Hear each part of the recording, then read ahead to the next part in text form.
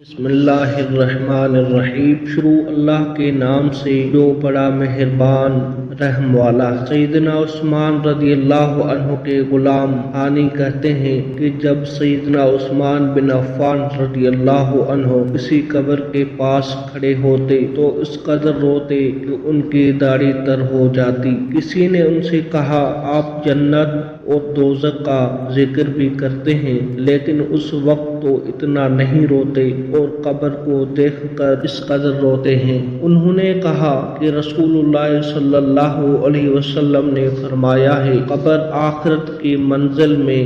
سب سے پہلی منزل ہے۔ اگر کوئی آدمی اس میں کامیاب ہو جاتا ہے تو بعد والے مراحل اس سے زیادہ آسان ہو جائیں گے، لیکن اگر کوئی شخص اس سے ہی نجات نہ پا سکا تو بعد والے مراحل اس سے مشکل ہوں گے۔ اور رسول اللہ صلی اللہ علیہ وسلم نے فرمایا اللہ کی قسم میں نے جب بھی اللہ کے عذاب کے مناظر دیکھے تو قبر کا منظر سب سے ہولناک آیا۔ سیدنا عبداللہ بن عمر رضی اللہ عنہما سے روایت ہے کہ رسول اللہ صلی اللہ علیہ وسلم نے فرمایا تم میں سے ہر آدمی پر قبر میں صبح و شام اس کا ٹھکانہ پیش کیا جاتا ہے، اگر وہ جنتی ہو تو اہل جنت کا اور اگر وہ جہنمی ہے جہنم کا، اور اس سے یہ بھی کہا جاتا ہے کہ قیامت کے روز جب تجھے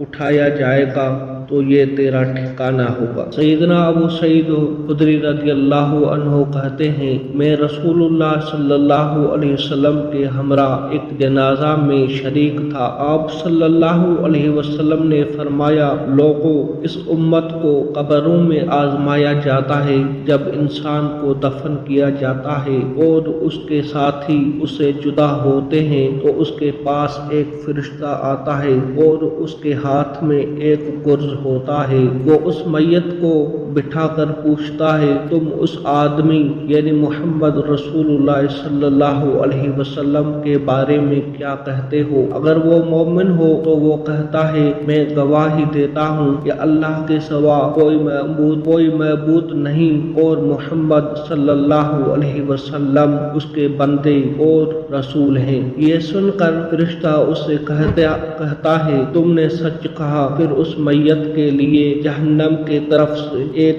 دروازہ کھول دیا جاتا ہے اور فرشتہ اسے کہتا ہے اگر تم نے اپنے رب کے ساتھ کفر کیا ہوتا تو تمہارا یہ ٹھکانہ ہوتا، اگر اب تم مومن ہو اس لیے تمہارا ٹھکانہ یہ ہے۔ اتنے میں اس کے لیے جنت کی طرف سے دروازہ کھول دیا جاتا ہے اور جب وہ میت ادھر کو اٹھنے کا ارادہ کرتا ہے تو فرشتہ اس سے کہتا ہے ادھر ہی سکون اختیار کرو، پھر اس کے لیے اس کی قبر کو وسیع کر دیا جاتا ہے۔ اور اگر میت کافر یا منافق ہو تو فرشتہ اس سے پوچھتا ہے کہ اس ہستی محمد صلی اللہ علیہ وسلم کے بارے میں کیا کہتا؟ وہ کہتا ہے میں تو کچھ نہیں جانتا، البتہ لوگوں کو کچھ کہتے ہوئے سنتا تھا۔ فرشتہ کہتا ہے تو نے نہ سمجھا نہ پڑھا اور نہ ہی ہدایت پائی۔ اس کے بعد اس کے لیے جنت کی طرف سے دروازہ کھول دیا جاتا ہے اور وہ فرشتہ اس سے کہتا ہے اگر تو اپنے رب پر ایمان لاتا تو تیرا ٹھکانہ یہ ہوتا، مگر تو نے چونکہ اپنے رب کے ساتھ کفر کیا ہے اس لیے اللہ تعالیٰ نے تیرے لیے اس کے متبادل ایک اور ٹھکانہ تیار کیا ہے۔ اتنے میں